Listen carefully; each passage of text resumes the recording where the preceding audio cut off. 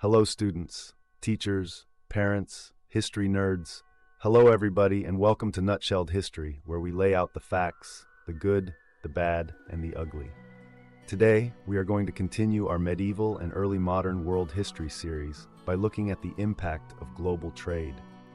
Don't forget that there's a link for a fill-in-the-blank worksheet in the description. I just ask that you like and subscribe. I apologize for any mispronunciations ahead of time. I do my best. Okay, let's go. The voyages of exploration linked the hemispheres. By the mid-1500s, the Atlantic Ocean had become a busy part of a global exchange network. What was the Columbian Exchange? The exchange of people, other living things, and ideas between the eastern and western hemispheres is called the Columbian Exchange. Among the crops that moved from the Americas to the rest of the world were corn, peanuts, potatoes, beans, tomatoes, sweet potatoes, and chili pepper.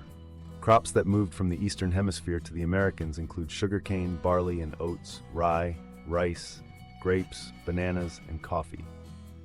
On his second voyage, Columbus introduced horses, cows, pig, goats, oxen, and chickens to the Americas. Diseases also crossed the Atlantic. So did technologies such as the wheel, iron tools, and firearms. What was mercantilism? Changes in global trade led to a new economic system known as mercantilism. This economic policy promoted strengthening a nation by expanding its trade. European mercantilists supported policies that regulated trade and boosted production.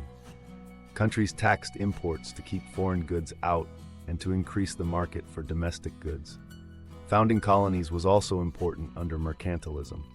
Colonies provided the raw materials that the home country made into products to sell to other countries.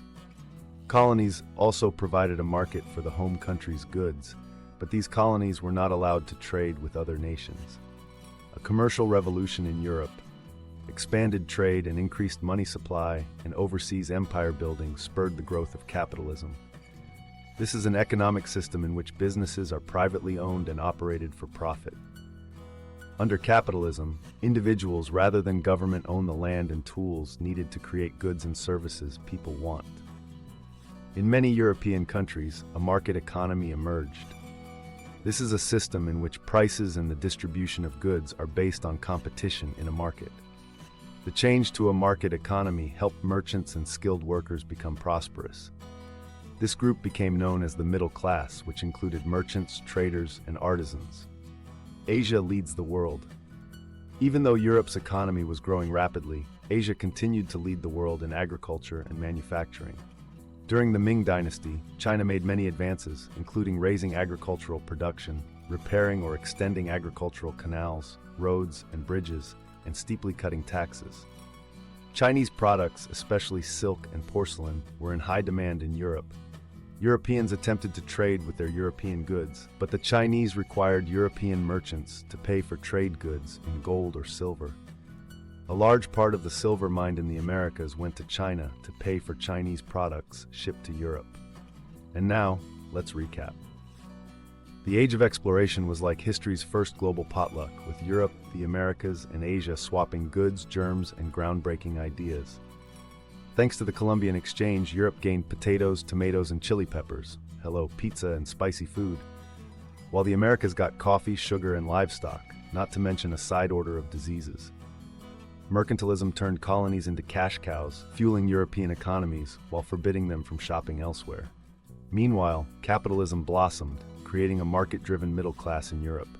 Yet Asia, the OG economic powerhouse, kept flexing with silk, porcelain, and the ultimate flex, demanding payment in silver, not trade goods. Spoiler alert, most of that silver came from the Americas. There you have it, folks. That is the impact of global trade nutshelled. Thanks for stopping by Nutshelled History. I will trade you more videos for some likes and subscribes. See y'all next time on Nutshelled History.